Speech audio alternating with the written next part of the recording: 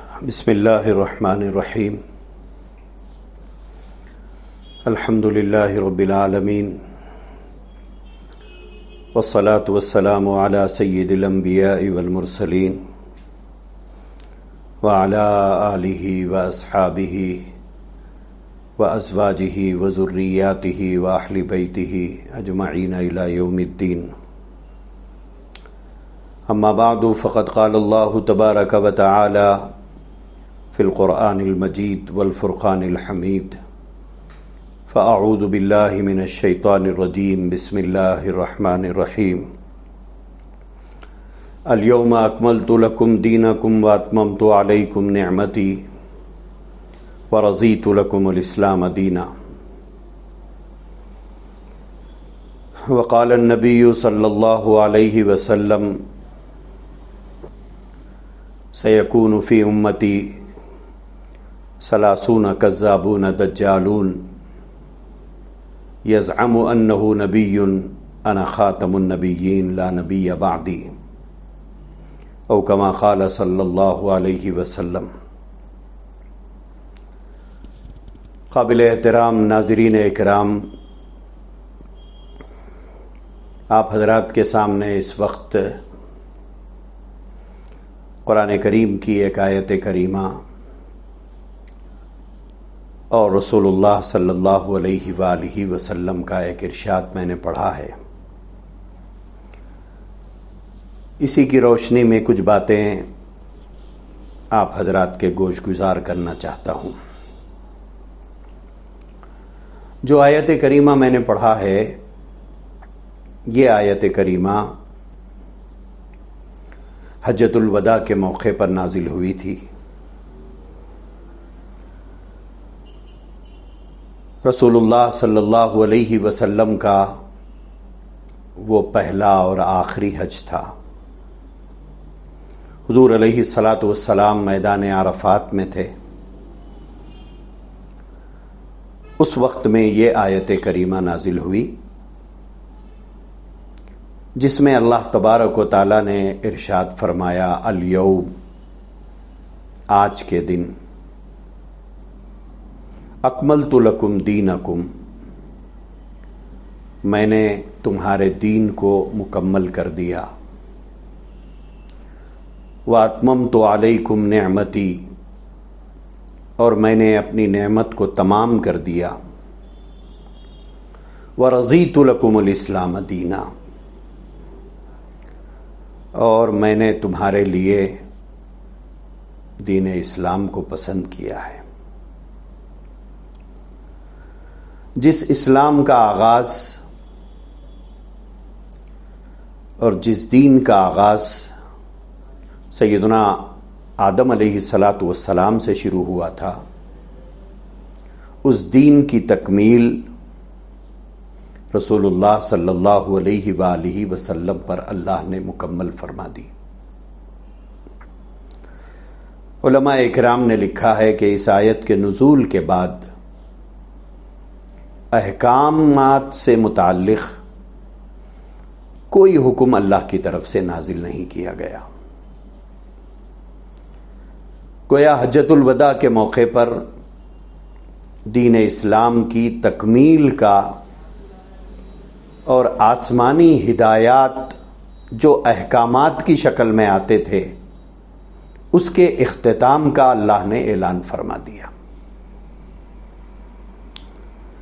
دین مکمل ہو چکا. اسی میدان میں اللہ کے نبی علیہ الصلاۃ والسلام نے حضرات صحابہ اکرام سے یہ فرمایا کہ اللہ کی دین کی شکل میں جو امانت میرے پاس آئی ہے، اس کو میں نے مکمل کر دیا ہے اور مکمل طور پر تمہیں پہنچا دیا ہے. اب تمہاری یہ ذمہ داری ہے کہ اس دین کو تم دوسروں تک پہنچاؤ. یہ اس آیت کریمہ نے یہ واضح کر دیا. اللہ کے نبی علیہ الصلاۃ والسلام حجۃ الوداع کے بعد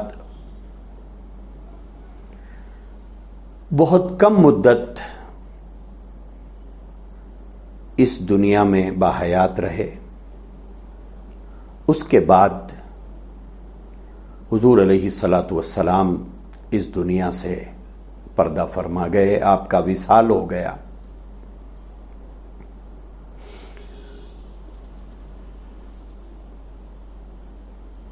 حضور علیہ الصلاۃ والسلام کے بعد یہ دین مدینہ منورہ سے نکل کر سارے عالم میں جو پھیلا ہے، اس کے پھیلانے والے کون تھے؟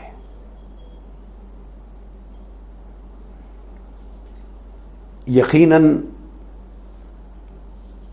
ہر مسلمان جو واقعی اللہ کے ایک ہونے کا اقرار کرتا ہے، رسول اللہ صلی اللہ علیہ وآلہ وسلم کا سچا امتی ہے، تو وہ برابر اس بات کی گواہی دے گا کہ اس دین کو اور اس شریعت کو ہم تک اور ہم سے پہلے لوگوں تک پہنچنے کا سب سے پہلا ذریعہ جو ہے وہ حضرات صحابہ کرام رضوان اللہ تعالی علیہم اجمعین ہیں. کیونکہ اللہ کے نبی کو حضرات صحابہ کرام نے دیکھا ہے. اللہ کے نبی کا دیدار نہ مجھے ہوا نہ آپ کو ہوا، نہ میرے باپ کو ہوا نہ آپ کے دادا کو ہوا. اللہ کے نبی کا دیدار کرنے والے خوش قسمت حضرات صحابہ کرام رضوان اللہ تعالی علیہم اجمعین ہیں. اور نزول قرآن کے بعد اس قرآن کو سب سے پہلے نبی کی زبان مقدس سے سننے والے بھی حضرات صحابہ کرام رضوان اللہ تعالی علیہم اجمعین ہیں. اور اس قرآن کے معانی اور مطالب کو سمجھنے والے بھی حضرات صحابہ کرام ہیں. اور انہوں نے آپ کی طرح میری طرح کسی عالم سے، کسی مفتی سے، اپنے زمانے کے کسی بزرگ سے قرآن کو نہیں سمجھا. انہوں نے قرآن کو سمجھا ہے امام الانبیاء سے. حضرات صحابہ کرام نے قرآن کو سمجھا ہے سید الانبیاء سے. صحابہ کرام نے حضور کے دیدار کا شرف بھی حاصل کیا. سب سے پہلے قرآن کو نبی مکرم صلی اللہ علیہ وآلہ وسلم کی زبان سے سننے کا اعزاز انہی کو حاصل ہے. اور اس قرآن کے معانی اور مطالب اور خدا کے منشے کو سمجھنے کا اعزاز، وہ بھی نبی کی زبان سے سمجھنے کا اعزاز جس گروہ کو حاصل ہے وہ حضرات صحابہ کرام کا گروہ ہے. روئے زمین پر اس سے مقدس گروہ نہ پہلے کبھی پیدا ہوا تھا نہ قیامت تک ایسا گروہ پیدا ہو سکتا ہے. اور اس کی گواہی قرآن مجید دیتا ہے. اللہ تبارک و تعالی نے حضرات صحابہ کرام رضوان اللہ تعالی علیہم اجمعین کی دیانت، امانت، عدالت، صداقت، ان کے تقوی، ان کی پرہیزگاری، ان کا انابت الی اللہ، ان کا زہد و تقوی، ہر چیز کی قرآن گواہی دیتا ہے. اس سے مقدس گروہ نہ کبھی پیدا ہوا تھا نہ کبھی پیدا ہو سکتا ہے۔ اللہ کے نبی علیہ الصلاۃ والسلام نے آسمانی پیغامات، آسمانی ہدایات، آسمانی احکامات جو اللہ تبارک و تعالی نے بذریعہ جبرائیل آپ پر نازل فرمائے تھے، اس کو انسانیت تک پہنچانے کے لیے جس گروہ کو کے حوالے کیا تھا وہ وہی قدوسین کا گروہ ہے، وہی متقین کا گروہ ہے جن کو ہم حضرات صحابہ کرام کہتے ہیں۔ اسی لیے اللہ کے نبی علیہ الصلاۃ والسلام نے پورے گروہ صحابہ کرام رضوان اللہ تعالی علیہم اجمعین کے بارے میں یہ ارشاد فرمایا، اصحابی کالنجوم۔ ایسا نہیں ہے کہ ان میں چند تو مقدس ہیں اور باقی مقدس نہیں ہیں، چند تو قابل اتباع ہیں باقی قابل اتباع نہیں ہیں، چند تو قابل احترام ہیں اور باقی قابل احترام نہیں ہیں۔ اللہ کے نبی نے اصحابی کالنجوم فرمایا۔ میرا ایک ایک صحابی ستارے کے مانند ہے، میرے صحابہ ستاروں کے مانند ہے۔ فَبِأَيِّهِمْ اقْتَدَيْتُمْ اهْتَدَيْتُمْ، ان میں سے جس کی چاہے اتباع کر لو، وہ تمہیں ہدایت کا راستہ بتائے گا، تم ہدایت پا جاؤ گے۔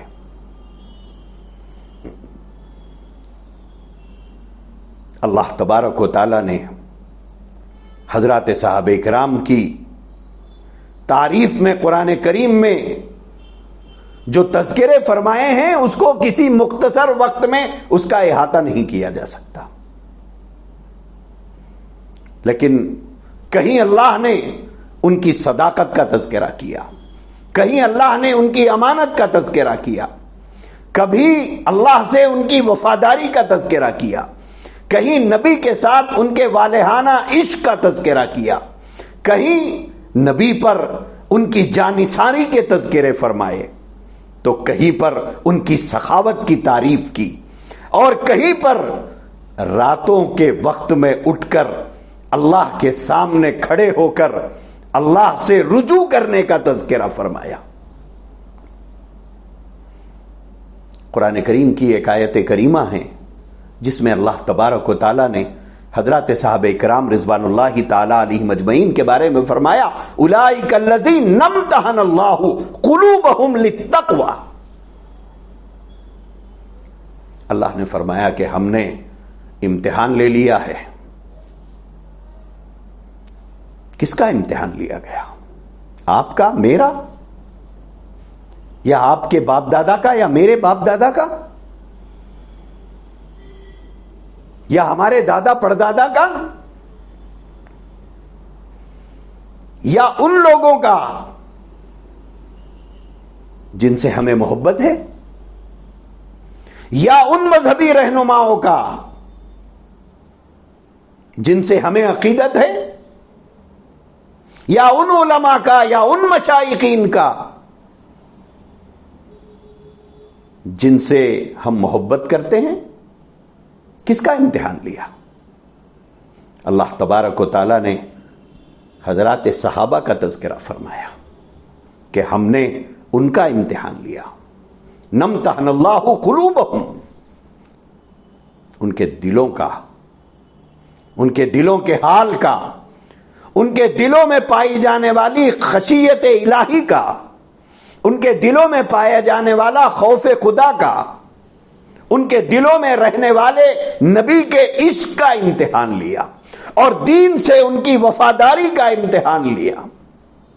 نمتحن اللہ قلوبہم للتقوی، ان کے تقوی، ان کی طہارت، ان کی پرہیزگاری، ان کی انابت اللہ، اس کا ہم نے امتحان، اور اللہ تبارک و تعالیٰ نے ان کی اس امتحان میں کامیابی کا سرٹیفکیٹ دیا۔ ایک سے زائد جگہ قرآن کریم میں پروردگار عالم نے ارشاد فرمایا رضی اللہ عنہ ورضوا عنہ،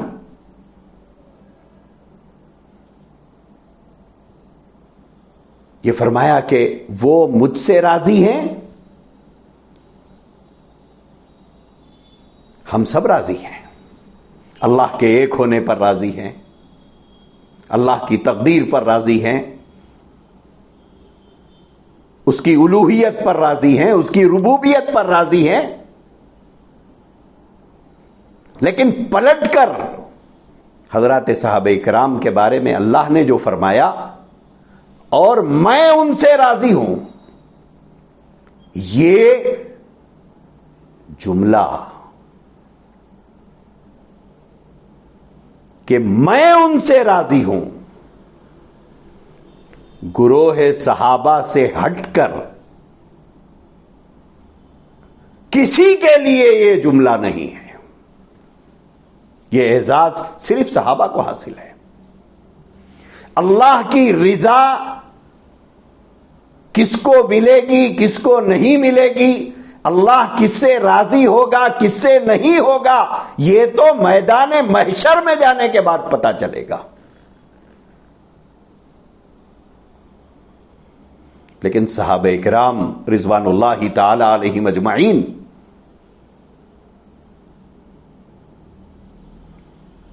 صرف انہیں یہ اعزاز حاصل ہے جنہیں دنیا میں اللہ تبارک و تعالی نے اپنی رضا کا پروانہ عطا فرمایا ہے۔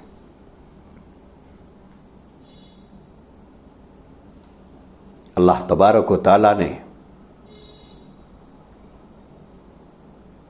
یہ پروانے انہیں کیوں عطا فرمائے؟ کیونکہ اللہ نے فرمایا کہ میں نے امتحان لے لیا ان کا، لہذا اپنی رضا کا پروانہ انہیں عطا کیا۔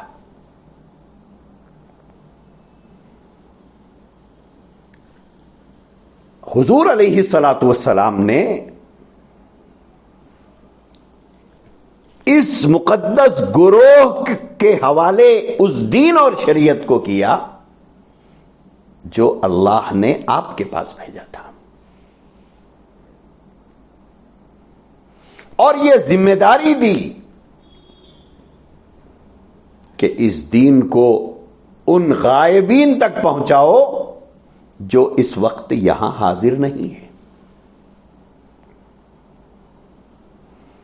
آپ غور کیجئے کہ اللہ کے نبی علیہ الصلاۃ والسلام نے جو امانت دین کی شکل میں حضرات صحابہ کو حوالے کی تھی،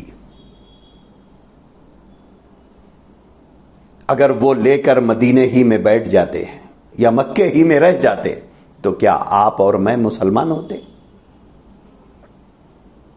جیسے ہمارا اپنا ایک مزاج ہے کہ مسجد میں کوئی بات سنتے ہیں تو ہم اسے گھر میں نہیں بتاتے، اپنی گھر والی کو نہیں بتاتے، اپنی اولاد کو نہیں بتاتے، اپنے کسی دوست سے اس کا تذکرہ نہیں کرتے۔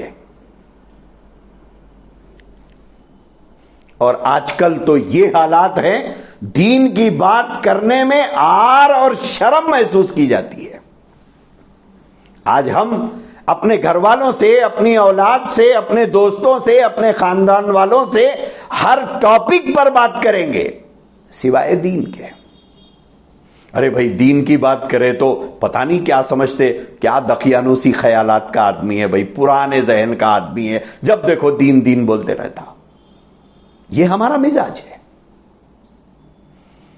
جو بات ہم مسجد میں سنتے ہیں، درس قرآن میں سنتے ہیں، یا درس حدیث میں سنتے ہیں، یا جلسوں میں شریک ہو کے سنتے ہیں، ہمارا دینی جذبہ اتنا مردہ ہو گیا کہ ہم اسے اپنے گھر والوں کو بھی بتانا نہیں چاہتے ہیں۔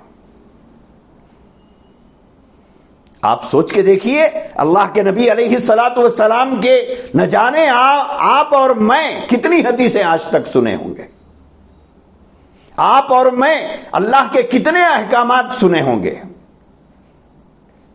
کبھی پہنچائے ہم کسی کو؟ کبھی جا کے بتائے کہ ماں آج میں نے ایک بات سنی ہے اور وہ آپ کو سنانا چاہتا ہوں کہ اللہ نے ایسا کہا ہے؟ کبھی جا کر آپ نے اپنے والد بزرگوار سے یہ کہا کہ ابا جان آج مسجد میں ایک بہت اچھی بات سنا، میں سنانا چاہتا ہوں؟ کبھی اپنی بیوی اور بچوں کو بٹھا کر آپ نے کوئی بات سنائی کہ آج ایک بہت اچھا قصہ میں نے سنا ہے مسجد میں، بیٹھو میں تمہیں سناتا ہوں؟ کبھی دوستوں کے ساتھ بیٹھے ہوئے ہو تو وہاں پر کبھی یہ ہوا کہ آپ یا آپ کے کسی دوست نے کوئی دین کی بات آپ کو سنائی اور سمجھائی؟ کیوں؟ اس سے کوئی غرض ہی نہیں ہے ہم کو، اس ٹاپک پر ہم بات ہی نہیں کرنا چاہتے ہیں۔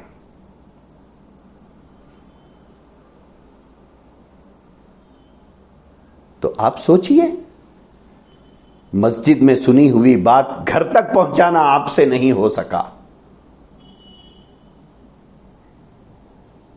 مدینہ منورہ سے اسلام ہم تک کیسے آیا؟ مکۃ المکرمہ سے یہ دین ہم تک کیسے آیا؟ ہزاروں میل دور ہمارے ماں باپ رہتے تھے، یہاں تک کیسے آیا؟ میرے عزیز بھائیوں اور بزرگوں، یہ حضرات صحابہ کرام کی وجہ سے آیا۔ اللہ کے نبی علیہ الصلوۃ والسلام کے بعد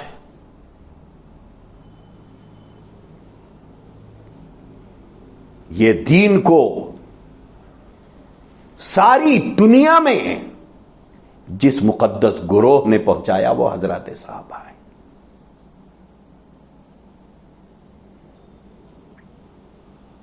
دنیا کے مختلف ملکوں میں، ان ملکوں کے مختلف علاقوں میں صحابہ کرام رضوان اللہ تعالی علیہم اجمعین کی قبریں موجود ہیں۔ کیوں گئے تھے مدینے سے عراق کو؟ کیوں گئے تھے مدینے سے ایران کو؟ کیوں گئے تھے مدینے سے ملک شام کو؟ کیوں گئے تھے مدینے سے فلسطین کو؟ کیوں آئے تھے حضرات صحابہ کرام ہندوستان کو؟ یہی اللہ کا پیغام، اللہ کے نبی کا پیغام لے کر، جو امانت اللہ کے نبی نے ان کے حوالے کی تھی، اس امانت کو اللہ کے بندوں تک پہنچانے کے لیے نکلے تھے۔ اللہ کے نبی علیہ الصلوۃ والسلام کے بعد 3 کام حضرات صحابہ کرام رضوان اللہ تعالی علیہم اجمعین نے پورے ایمانی جذبے کے ساتھ کی ہے۔ پہلا کام، اللہ اور اللہ کے نبی کی اطاعت اور فرمانبرداری۔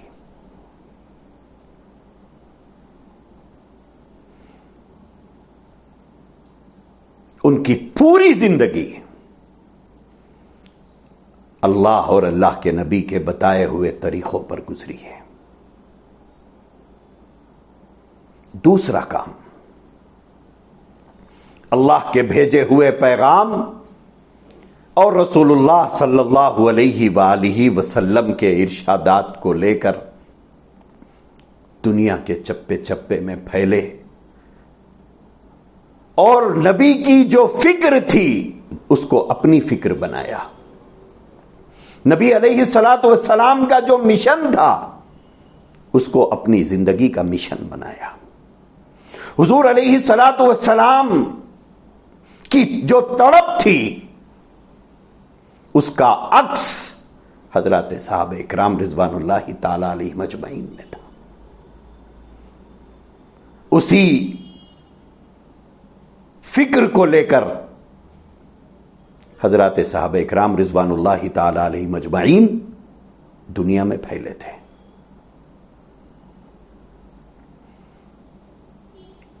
اللہ اور اللہ کے رسول کے بتائے ہوئے طریقے کے مطابق اپنی زندگی گزاری. دوسرا کام حضرات صحابہ اکرام نے جو کیا وہ دعوت اسلام کا کام کیا، وہ دعوت دین کا کام کیا. آپ غور کیجئے، حضرات صحابہ اکرام رضوان اللہ تعالی علیہ مجمعین مدینہ منورہ سے یا مکہ المکرمہ سے جب باہر نکلے تھے تو کیا وہ دین کی دعوت دینے کے لیے مسلمانوں کے پاس جاتے تھے؟ حضرات صحابہ اکرام نے جو دعوت کی محنت کی تھی وہ کس پر کی؟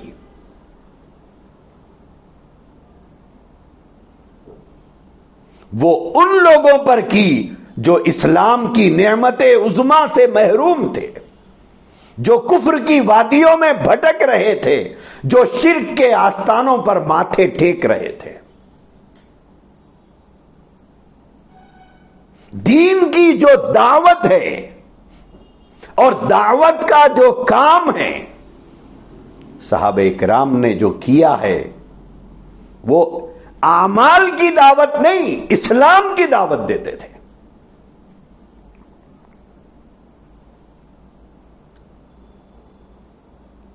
اسی دعوت، اسی محنت، اسی کاوش، اسی کوشش کا نتیجہ ہے کہ آج آپ اور میں مسلمان ہیں.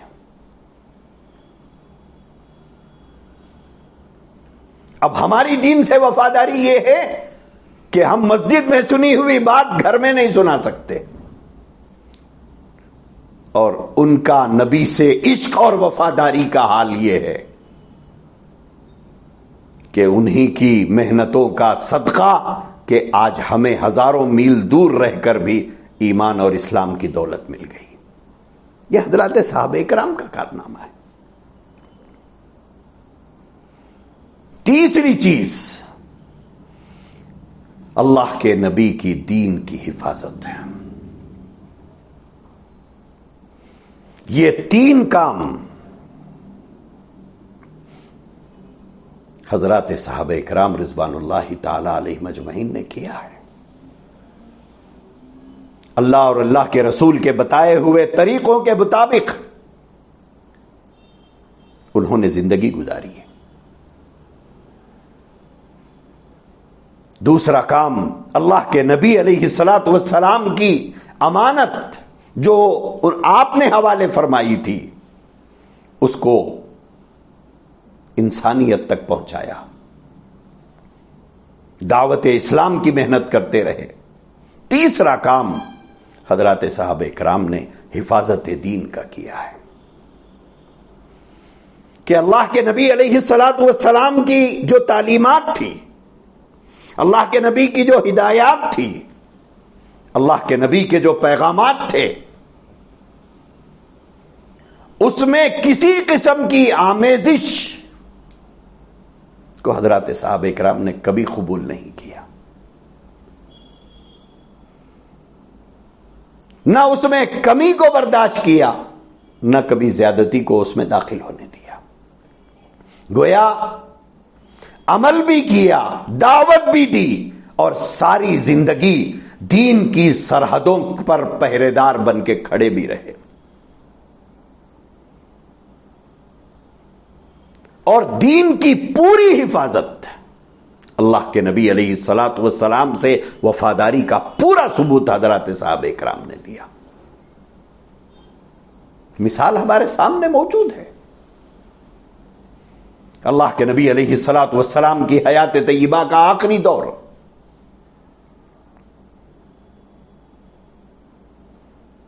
یمامہ کے ایک شخص نے نبوت کا دعویٰ کیا. اس نے اعلان کیا کہ میں نبی ہوں، بلکہ اس نے 2 قاصد حضور علیہ الصلوۃ والسلام کی خدمت میں بھیجے اور ایک خط دے کر بھیجا جس میں اس نے تذکرہ کیا کہ میں اللہ کا نبی ہوں، بلکہ اس نے خط میں یہ الفاظ لکھے کہ یہ خط مسیلمہ رسول اللہ کی طرف سے محمد الرسول اللہ کے نام ہے۔ حضور علیہ الصلوۃ والسلام نے ان قاصدوں سے پوچھا کیا تم بھی مسیلمہ کو نبی مانتے ہو؟ انہوں نے کہا کہ ہاں مانتے ہیں۔ تو اللہ کے نبی نے فرمایا کہ اگر قاصدوں کو قتل کرنے کا اصول نہ ہوتا تو آج میں تمہیں دونوں کو قتل کرنے کا حکم دیتا، کیونکہ تم نے ایک جھوٹے کو نبی تسلیم کیا ہے۔ اللہ کے نبی علیہ الصلوۃ والسلام کی 200 حدیثیں ہیں، 200 حدیثیں ہیں، جس میں حضور علیہ الصلوۃ والسلام نے اپنی امت کو آگاہ کرتے ہوئے بتایا کہ میرے بعد کوئی نبی نہیں ہے، میرے بعد اللہ کسی کو نبی نہیں بنائے گا، میرے بعد اللہ کسی نئے نبی کو پیدا نہیں کرے گا، میرے بعد کسی کو نبی بنا کر نہیں بھیجے گا۔ انا خاتم النبیین، میں آخری نبی ہوں، لا نبی بعدی، میرے بعد کوئی نبی نہیں ہے۔ انا آخر الانبیاء وانتم آخر الامم، میں نبیوں کے سلسلے کی آخری کڑی ہوں اور تم آخری امت ہو، میرے بعد کوئی نبی نہیں، تمہارے بعد کوئی امت نہیں۔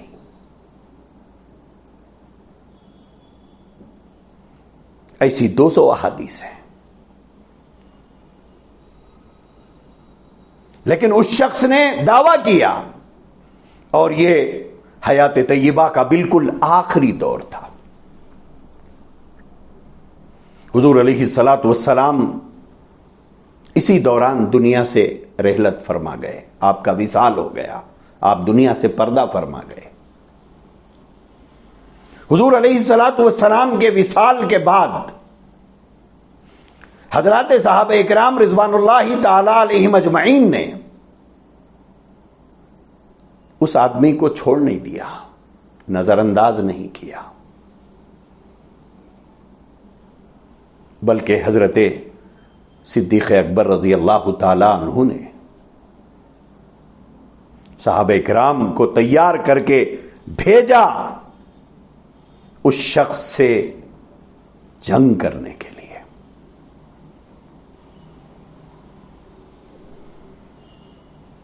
یمامہ، یہ علاقہ سعودی عرب کا جو کیپٹل سٹی ہے ریاض سے 50-60 کلومیٹر کے فاصلے پر ہے۔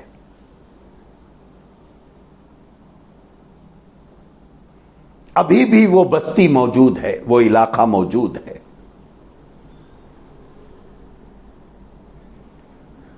وہاں پر ایک خون ریز جنگ ہوئی، کس بات کو لے کر؟ اس بات کو لے کر کہ ہمارے نبی کے بعد کوئی نبی نہیں ہو سکتا، حضور کے بعد کوئی نبی نہیں ہو سکتا۔ اس بات کو لے کر جنگ ہوئی کہ حضور کے بعد نبوت کا دعویٰ جو کرے گا ہم اسے نظر انداز نہیں کریں گے، یا جھوٹا کہہ کر خاموش نہیں ہو جائیں گے، یا جھوٹا سمجھ کر بھول نہیں جائیں گے، بلکہ ہم اس سے جنگ کریں گے۔ ایک خون ریز جنگ ہوئی، ایک لمبی تاریخ ہے اس کی۔ اس کے بعد ہوا کیا؟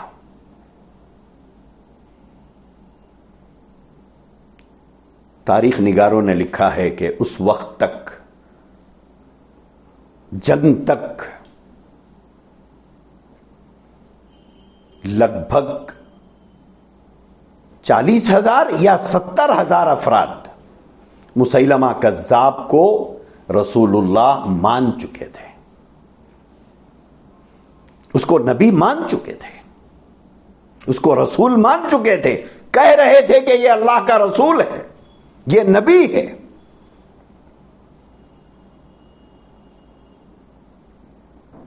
حضرات صحابہ اکرام رضوان اللہ تعالی علیہم اجمعین نے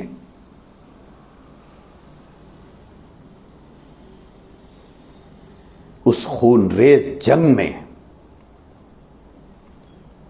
فتح حاصل کی، مسیلمہ کذاب کے ماننے والوں کو تہہ تیغ کیا،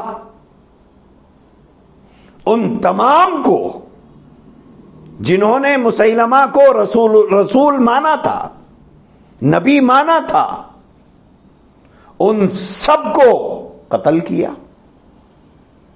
مسیلمہ کذاب کو قتل کیا۔ اور اس جنگ میں جہاں مسیلمہ کذاب کے ماننے والوں کی بہت بڑی تعداد واصل جہنم ہوئی، جہنم رسید ہوئی، وہیں پر حضرات صحابہ اکرام رضوان اللہ تعالی علیہم اجمعین کو بھی بہت بڑا جانی نقصان ہوا، بہت بڑا جانی نقصان ہوا۔ اس جنگ میں، جنگ یمامہ تاریخ میں آپ کو ملے گی، پڑھیے اسے۔ اس جنگ میں 1200 صحابہ اکرام شہید ہوئے ہیں۔ اتنے صحابہ اکرام نہ بدر میں شہید ہوئے، نہ احد میں شہید ہوئے، نہ حنین میں شہید ہوئے، نہ تبوک میں شہید ہوئے، نہ احزاب میں شہید ہوئے، کسی جگہ شہید نہیں ہوئے۔ اتنی بڑی تعداد صحابہ اکرام کی ایک وقت میں کبھی شہید نہیں ہوئی۔ ایک واحد جنگ یمامہ ہے جس میں صحابہ اکرام نے 1200 جانوں کا نذرانہ دیا۔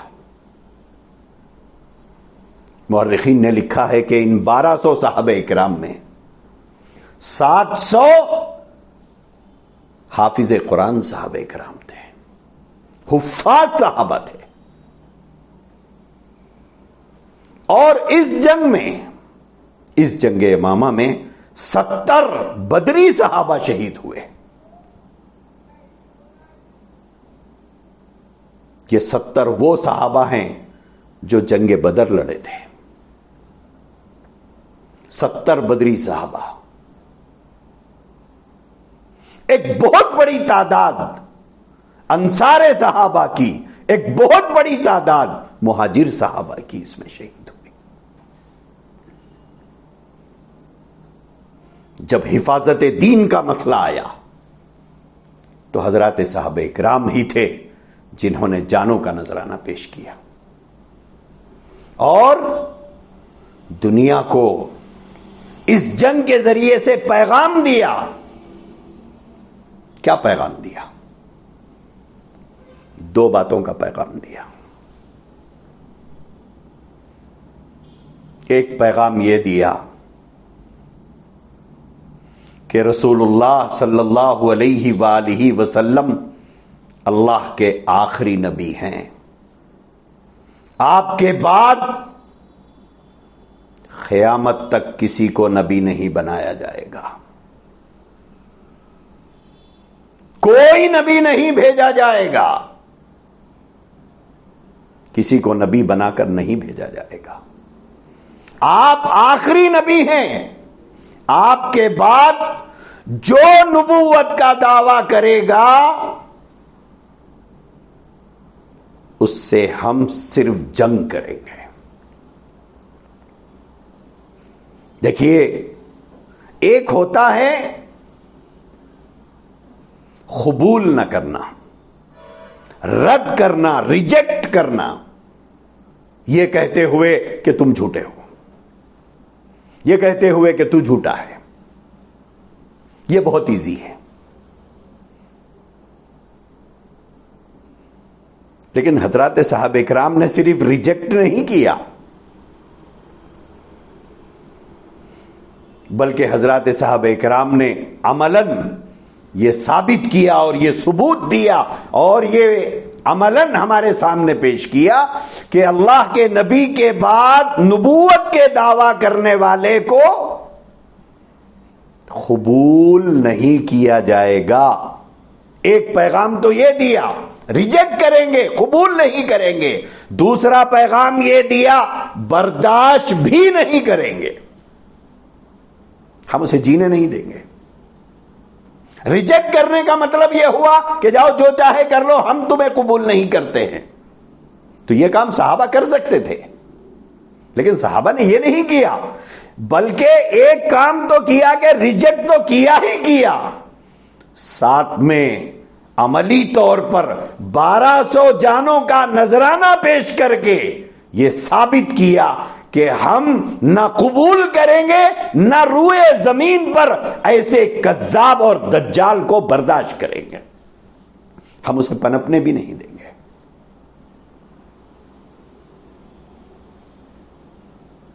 حفاظت دین کا مسئلہ جب آیا تو حضرات صحابہ کرام نے اس طرح سے دین کی حفاظت کی۔ کوئی بتا سکتا ہے دنیا میں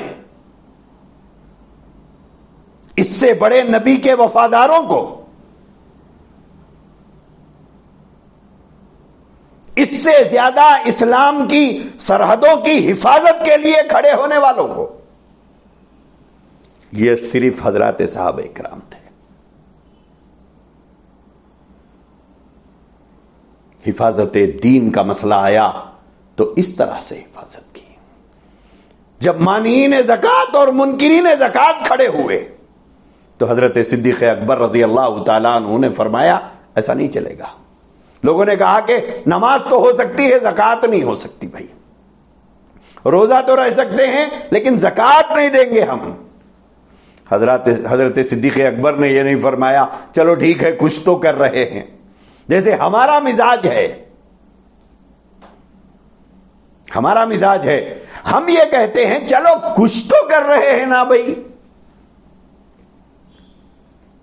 نماز نہیں پڑھے تو کیا ہوا، جمعے کو تو پڑھ رہا نا، زکوٰۃ نہ دیا تو کیا ہوا، جمعے کے دن خیرات تو کر رہا ہے نا، پورے روزے نہیں رہا تو کیا ہوا، کچھ تو رہ رہا ہے نا۔ کس سطح تک ہم آ گئے، کہاں تک ہم اتر گئے۔ لیکن حضرت صدیق اکبر رضی اللہ تعالی عنہ نے ان لوگوں کو جنہوں نے یہ کہا تھا کہ ہم زکوٰۃ نہیں دیں گے، تو حضرت صدیق اکبر رضی اللہ تعالیٰ عنہ نے ان سے یہ نہیں فرمایا کہ ٹھیک ہے نماز پابندی سے پڑھ لو، یہ نہیں فرمایا کہ دیکھو تم زکوٰۃ نہیں دے رہے روزے پورے رکھنا، یہ نہیں فرمایا، بلکہ یہ فرمایا کہ اگر زکوٰۃ نہیں دو گے تو ابو بکر تم سے جنگ لڑے گا، ابو بکر تم سے جہاد کرے گا۔ بلکہ بعض جگہ تو یہ لکھا ہے، یہ فرمایا کہ جو رسول اللہ صلی اللہ علیہ وسلم کے زمانے میں اونٹ دیتا تھا اور اونٹ کے گلے میں رسی ڈال کر دیتا تھا، اگر آج اونٹ دے رسی نہ دے تو ابو بکر اسے بھی نہیں چھوڑے گا۔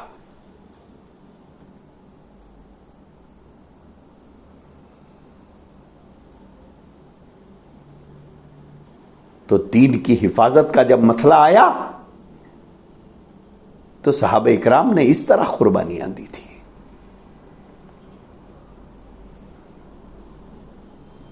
یہ تین کام عمل کے معاملے میں کوئی ان کی مثال نہیں پیش کر سکتا، جس کے عمل کی، جس کے تقوی کی، پرہیزگاری کی، انابت اللہ کی، زہد کی، تقوی کی، عدل کی، انصاف کی گواہی جب اللہ دیتا ہو تو کون اس کی مثال پیش کر سکتا ہے ان کے بعد؟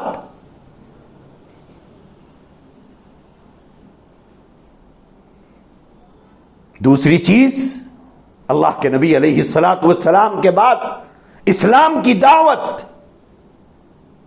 اور اسلام کا پیغام، اللہ کے احکام کو انسانیت تک پہنچانے میں نہ ماں کی محبت راستہ روک سکی، نہ باپ کی شفقت ان کا راستہ روک سکا، نہ بیوی کی چاہت ان کا راستہ روک سکی، نہ وطن کی محبت ان کا راستہ روک سکی، نہ اولاد کی یادیں ان کا راستہ روک سکی۔ ان تمام کو پسے پش ڈال کر اللہ کے نبی کے عشق اور محبت اور حضور سے وفاداری میں اپنے وطنوں سے نکل کر دنیا کو اسلام کا پیغام دیا۔ انہی کی وہ کوششیں، انہی کی وہ محنتیں آج آپ اور میں اسلام کی نعمت سے مالا مال ہیں۔ اور یہی دعوت اسلام کے معاملے میں ہمارا اپنا عمل، ہمارا اپنا کردار اگر دیکھا جائے تو صفر کے برابر ہے، صفر۔ آج ہمارے گھر کے پڑوس میں غیر مسلم رہتے ہیں اور اس بستی میں کئی سال ہم بتا چکے ہیں، گزار چکے ہیں۔ اپنی دعوتوں میں انہیں بلاتے ہیں، ان کی دعوتوں میں ہم شریک ہوتے ہیں۔ کوئی برائی نہیں ہے، ہونا چاہیے، لیکن یہ دین کی امانت، اللہ کا پیغام، رسول اللہ صلی اللہ علیہ وسلم کی تعلیمات کبھی پیش کرنے کی توفیق ہوئی؟ سینے میں جو دل ہے اس دل میں یہ جرأت ہی نہیں ہے، یہ جذبہ ہی نہیں ہے، یہ شوق ہی نہیں ہے۔ کبھی توفیق ہوئی کہ ایک سیرت رسول اللہ کی کتاب خرید کر لے جا کر میں انہیں دوں؟ بولے دیکھیے میرا کام ہے دینا، کوئی پریشر نہیں، آپ کی مرضی، ہم چاہتے ہیں کہ آپ اسے پڑھیے۔ کبھی ہوئی توفیق؟ جس بستی میں ہم رہتے ہیں وہاں کئی غیر مسلم رہتے ہیں، اور ایک طرف حضرات صحابہ کو دیکھ لیجئے، شرم نہیں آتی ان لوگوں کو جو اپنے پڑوسی کو دعوت دینے کی جرأت تو نہیں رکھتے لیکن صحابہ کرام پہ انگلی اٹھاتے ہیں۔ کتنے بے ضمیر ہیں وہ لوگ جو اپنے ساتھ پڑے ہوئے کلاس میٹ کو، اپنے ساتھ کام کرنے والے کولیگ کو دعوت دینے کی جرأت تو نہیں رکھتے، ہمت تو نہیں رکھتے، لیکن صحابہ کرام پر انگلی اٹھانے کی ناپاک کوشش ضرور کرتے ہیں۔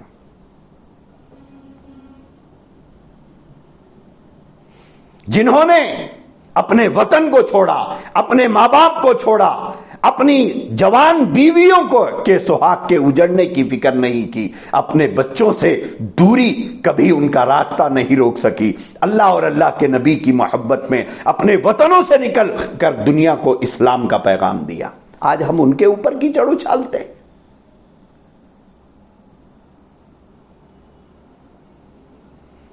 اور یہ کہتے ہیں وہ پہلے اسلام نہیں لائے تھے، وہ بعد میں اسلام لائے تھے، وہ فتح مکہ سے پہلے نہیں لائے تھے، وہ فتح مکہ کے بعد لائے تھے۔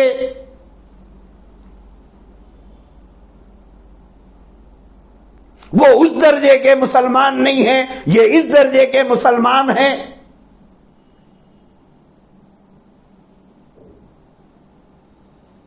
یہی کام رہ گیا ہم کو، جو اپنی زندگی میں پڑوسی کو دین کی دعوت نہیں دے سکا، اپنے پڑوسی کے سامنے رسول اللہ صلی اللہ علیہ وآلہ وسلم کا تعارف کرانے کی جرأت اپنے سینے میں نہیں رکھتا، آج وہ ان صحابہ پہ انگلی اٹھاتا ہے۔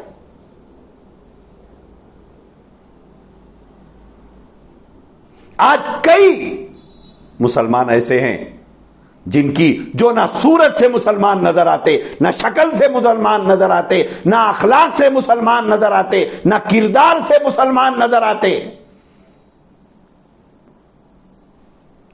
لیکن اپنے پن سے، اپنے قلم سے صحابہ کرام کی زندگی کو داغدار کرنے کی کوشش کرتے ہیں، اپنی زبان سے صحابہ کرام پہ کیچڑ اچھالتے ہیں۔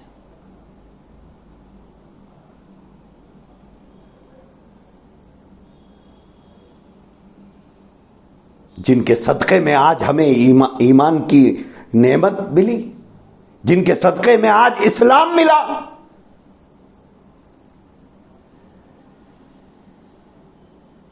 حفاظت دین کا مسئلہ آیا تو انہوں نے وہ قربانیاں دی۔ آج ہمارے سامنے بھی کئی تذکرے ہوتے ہیں،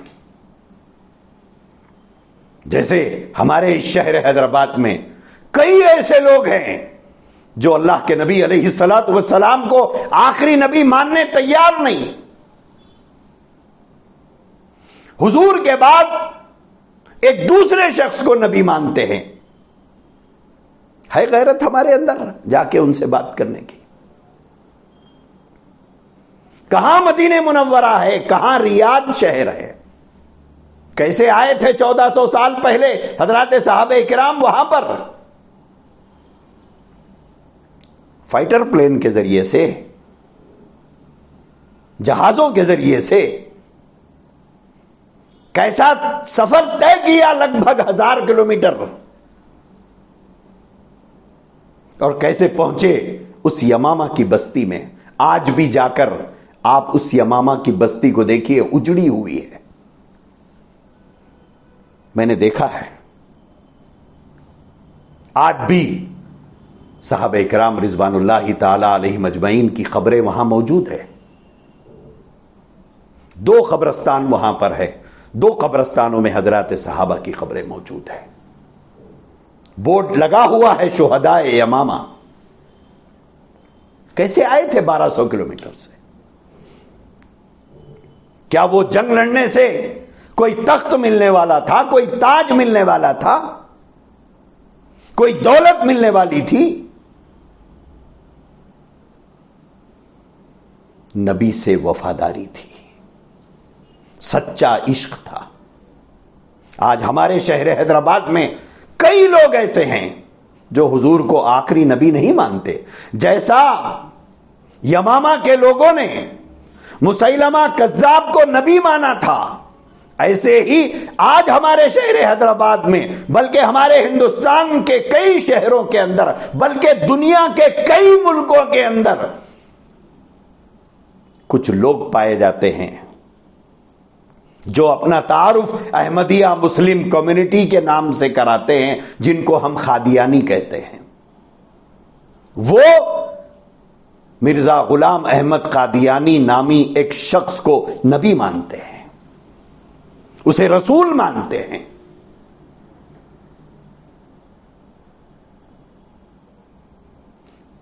ان کے ماننے والے ہماری بستیوں میں رہتے ہیں، ہمارے بازاروں میں دکان لگائے ہوئے ہیں، ہمارے محلوں میں رہتے ہیں۔ آج 20 سال سے مجلس تحفظ ختم نبوت ٹرسٹ تلنگانہ و آندھرا پردیش کی جانب سے آواز لگائی جاتی ہے، آؤ مسلمانوں ہمارا ساتھ دو، تاکہ ہم لوگوں کو آگاہ کریں، لوگوں کو بتائیں کہ یہ تمہاری بستی میں رہنے والا، یہ تمہارے بازار میں رہنے والا، یہ تمہارے شہر میں رہنے والا، یہ نبی آخر الزمان کے نبی آخر الزمان ہونے کا منکر ہے، یہ ختم نبوت کا منکر ہے، یہ رسول اللہ کو آخری نبی نہیں مانتا، بلکہ مرزا غلام احمد قادیانی کو یہ نبی مانتا ہے۔ کوئی آنے تیار ہے؟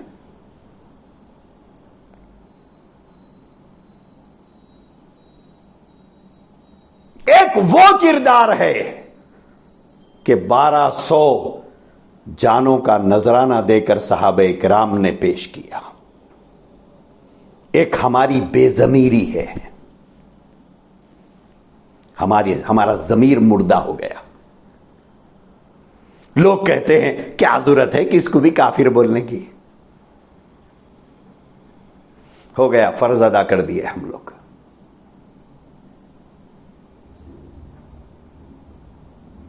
یہ نہیں کہتا کہ میرے سینے میں جو دل ہے اس دل میں جرأت نہیں ہے، ہمت نہیں ہے.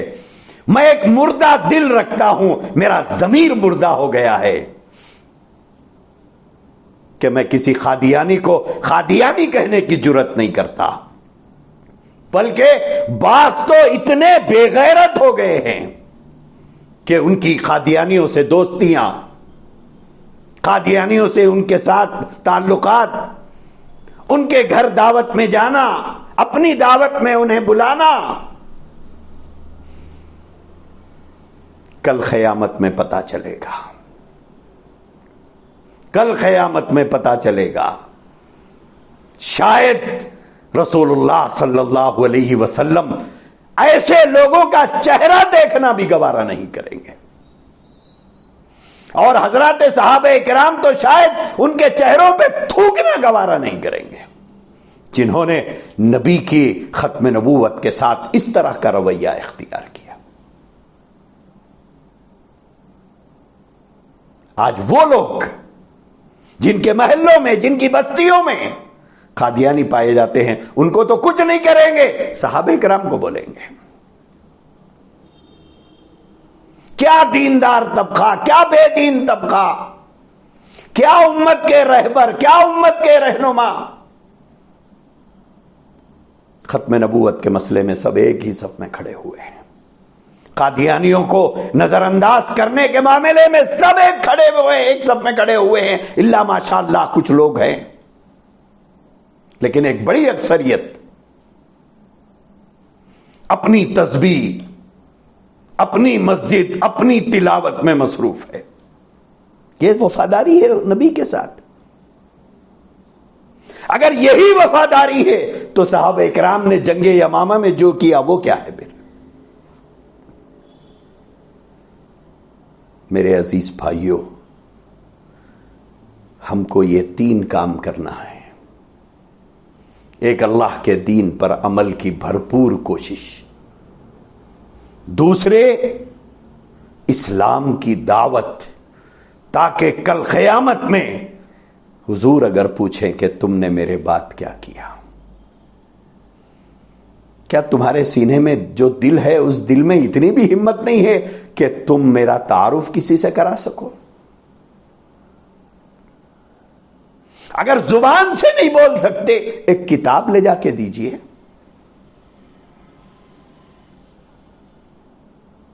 تیسری چیز، اللہ کے نبی کے دین کی حفاظت ہے.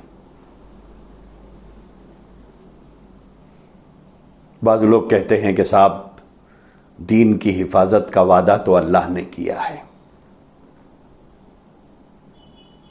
تو یہ حضرات صحابہ نہیں جانتے تھے؟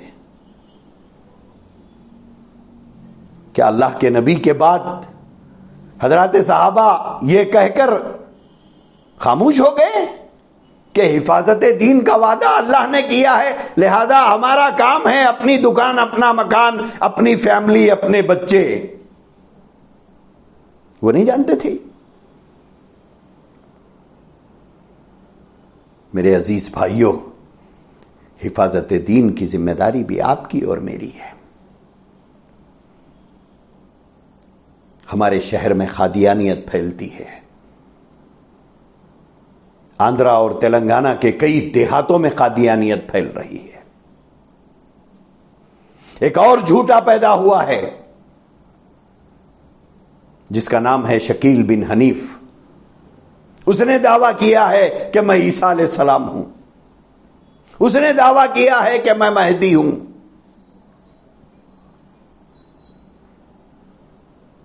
ایک اور فتنہ شہر میں چل رہا ہے، تازہ ہے، جس کا نام فیاض ہے.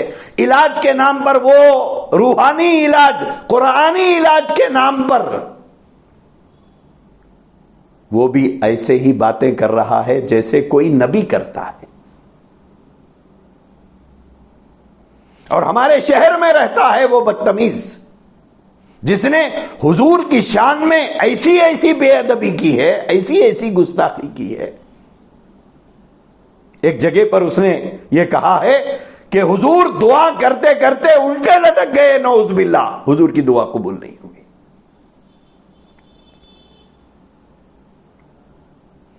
اس نے اپنے مریدین سے کہا کہ میری بات کو نہ ماننا ایک پیغمبر کی بات کو نہ ماننا ہے.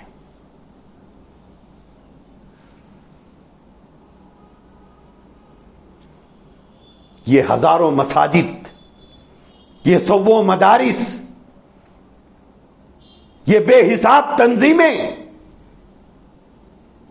ان کے بیچ میں بیٹھ کر اس طرح کی باتیں وہ کر رہا ہے،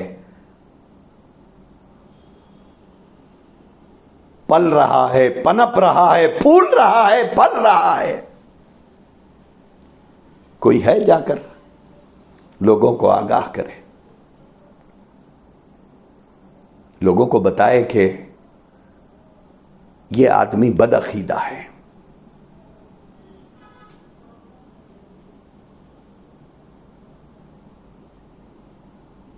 کوئی تیار نہیں. کیا ذمہ داری حفاظت دین کی ہم نبھا رہے ہیں؟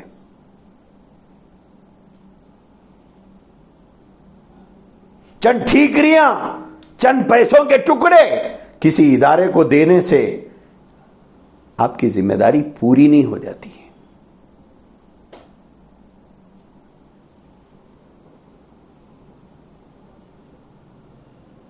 اللہ تعالی تمہارے دلوں کو دیکھتا ہے کہ تمہارے دل میں جذبے کیا ہیں. تمہاری کوئی زمین پر کوئی قابض ہو جائے، تمہارے مکان پر کوئی قابض ہو جائے، تمہاری جائیداد پر کوئی قبضہ کرنے کی کوشش کرے، خاموش بیٹھ جاؤ گے؟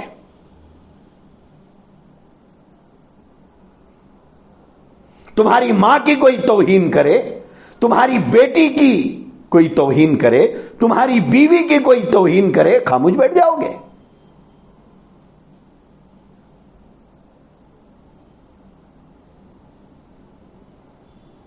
راتوں کو سو نہیں پاؤ گے، دن کو چین نہیں آئے گا، رات کروٹیں بدلتے ہوئے گزار دو گے کہ اتنی محنت سے میں نے یہ زمین خریدا تھا، اتنے سالوں کی میری کمائی ہے، اتنے پیار سے میں نے اپنی بیٹی کو پالا تھا،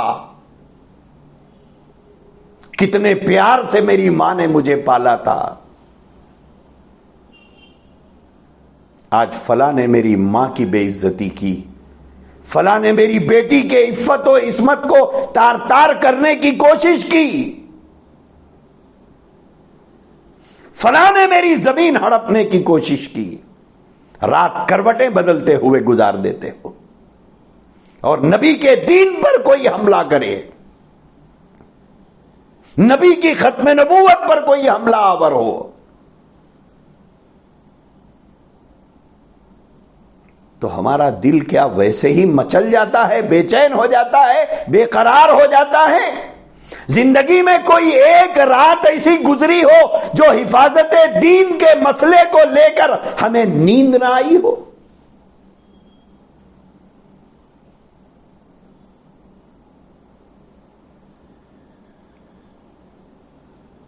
سوچئے ایمانی اعتبار سے ہم کہاں کھڑے ہوئے ہیں؟ ہماری ایمانی غیرت زندہ بھی ہے یا مر گئی؟ ہمارا ضمیر زندہ بھی ہے یا مردہ ہو گیا؟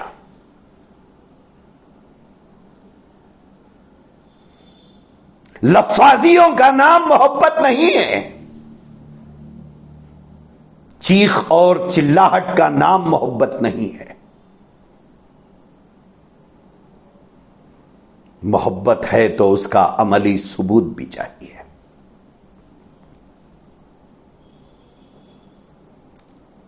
آج ہمارے شہر میں کوئی نبی کی بے ادبی کرتا ہے، نبی کی گستاخی کرتا ہے، کوئی عیسیٰ بن کے کھڑا ہو جاتا ہے، کوئی مہدی بن کے کھڑے ہو جاتا ہے، کوئی نبی بن کے کھڑے ہو جاتا ہے، لیکن ہمارے دل پہ چوٹ نہیں لگتی. ہاں، چوٹ تو جب لگے گی جب پڑوسی ایک گز زمین قبضہ کرنے کی کوشش کرے تو چوٹ لگتی ہے.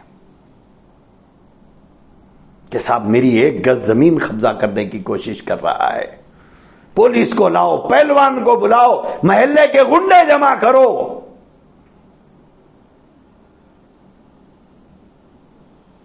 فلاں لیڈر کے پاس جاؤ، فلاں صاحب کے پاس جاؤ، مگر 1 گز زمین اپنی جانے نہیں دیں گے۔ کوئی نبی کے منصب پر حملہ آور ہو جائے ہمارے دل پہ چوٹ نہیں لگتی، کوئی عیسیٰ بن کے کھڑا ہو جائے ہمارے دل میں درد نہیں اٹھتا، کوئی نبی کی بے ادبی اور گستاخی کرے تو ہمارا دل نہیں روتا۔ ہاں، ایک مشغلہ رہ گیا ہمارے نوجوانوں کا کہ فیس بک پہ پوسٹر ڈالتے رہو۔ ڈالو لاکھوں پوسٹ، کیا ہونے والا ہے؟ خالی شیئر تو کرنا ہے۔ خیر دینی پوسٹوں کو شیئر بھی کون کرتا ہے؟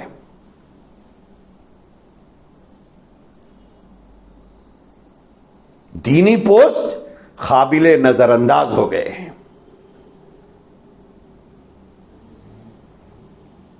میرے بھائیوں، یہ 3 کاموں کے سلسلے میں غور کرو کہ عمل میں کہاں تک ہم فٹ ہیں۔ دوسری چیز، اسلام کی دعوت دینے میں نے کیا رول ادا کیا ہے، میرا کیا رول ہے، میں نے کیا رول ادا کیا؟ آج تک میں نے کسی کو اسلام کی دعوت دی؟ میں 20 سال کا، 30 سال کا، 50 سال کا، 70 سال کا ہو گیا، اس پوری عمر میں کبھی مجھے توفیق ہوئی کہ کسی کو ایک کتاب اس نیت سے دیا ہو کہ اللہ آپ کا پیغام میں اسے پہنچا رہا ہوں، اس کے دل کو بدلنا اب آپ کا کام ہے۔ میں نبی کی سیرت پر مشتمل ایک کتاب اس شخص کو دے رہا ہوں جو نہ آپ کو پہچانتا نہ آپ کے نبی کو جانتا ہے۔ اے اللہ، آپ کا اور آپ کے نبی کا تعارف کرانے کے لیے یہ کتاب میں اسے دے رہا ہوں۔ ہوئی کبھی توفیق؟ غور کیجئے۔ یا ساری زندگی دوسروں پہ کیچڑ اچھالنے میں ہی گزار دیں گے ہم لوگ؟ دوسروں کی پگڑیاں اچھالیں، دوسروں کی ٹوپیاں اچھالیں۔